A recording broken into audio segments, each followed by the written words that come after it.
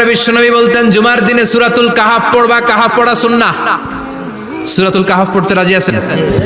আগামীকাল রাজি আছেন তো?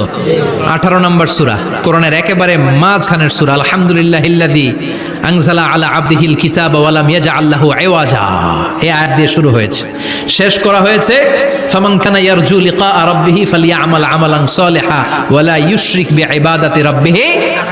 আর মাঝখানে আছে ওয়ালিয়াতালাত্তাফ।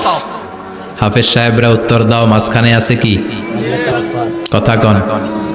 ওয়ালিয়াতালাত্তাফ একটা শব্দ আছে সূরা কাহাফের মাঝখানে।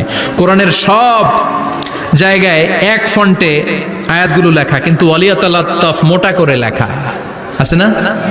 ডবল ফন্টে লেখা, মোটা, কারণ এটা কোরআনের একেবারে মাঝখানে অবস্থিত এই শব্দটা ওয়ালিয়াতালাত্তাফ।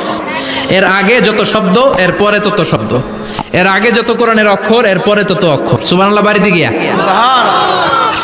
বিশ্বনবী বললেন সূরাতুল কাহাফ যে তেলাওয়াত করবে ইয়াকুন লাহু নূর, এই সূরাতুল কাহাফ কিয়ামতের দিন তার সামনে বিশাল একটা আলো হয়ে আসবে।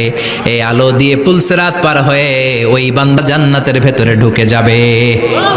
আবার বিশ্বনবী বলেন যারা সূরাতুল কাহাফের প্রথম 10 আয়াত তেলাওয়াত করবে জুমার দিন, শেষের 10 আয়াত যারা জুমার দিন তেলাওয়াত করবে, দাজ্জালের ফিতনা থেকে তাদেরকে মুক্ত রাখবে কে? সুবহানাল্লাহ পড়বেন না? কালকে সূরাতুল কাহাফ দিয়ে সকাল শুরু করতে রাজি আছেন?